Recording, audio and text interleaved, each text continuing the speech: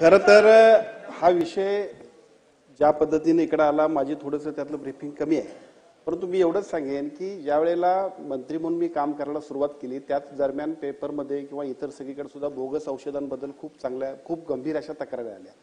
या तक्रारीनंतर सार्वजनिक आरोग्य विभागानं सगळ्या राज्यातल्या सर्व अशा पद्धतीच्या औषधांची तपासणी केली। त्या तपासणीमध्ये जे जे दोषी आढळले त्यांच्यावरती सक्तीने कारवाई गुन्हे दाखल करणे हे अपेक्षित आहे।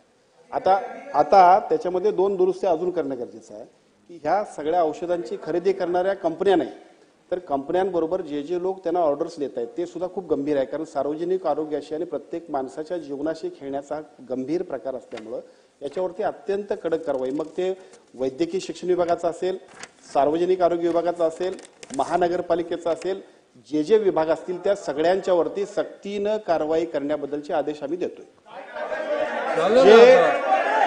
2 मिनिटं तर आलेलं आहे ना, त्यांचं अजून होऊ द्या।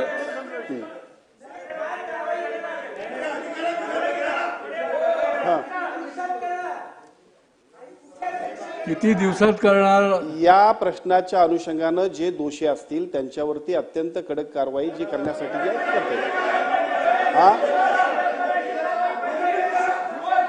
अधिवेशन संपण्यापूर्वी कारवाई करण्यात येईल। चला अध्यक्ष महोदय, सन्माननीय अन्न आणि औषध प्रशासन मंत्र्यांनी याबद्दलच्या ज्या काही गोष्टी सांगितल्या या दोन्ही खात्याशी जरी संबंधित असल्या तरी सभागृहाची भावना जी आहे ती सगळ्या जनमानसाची भावना आहे। त्यामुळं हे जरी खरं असलं तरी मेडिकल एज्युकेशन आहे, एफडीए आहे आणि सार्वजनिक आरोग्य आहे, तिघांच्या सुद्धा तिन्ही विभागाशी संबंधित असलं तरी सुद्धा जे दोषी आढळतात त्यांच्यावरती कारवाई करणं हे अत्यंत आवश्यक आहे। दुसरा मुद्दा आपल्या सगळ्यांचा होता की या सगळ्यांबरोबर ऐकून घ्या ना, अहो त्यांचं उत्तर तर ऐकून घ्या, तुम्ही आधीच राखून ठेवा असं नका, आपल्याला विनंती आहे। या विषयामध्ये दोषी आढळणाऱ्या कंपन्यांबरोबर ज्यांनी ऑर्डर दिली त्या अधिकाऱ्यांची जबाबदारी सुद्धा तितकीच आहे। त्यामुळे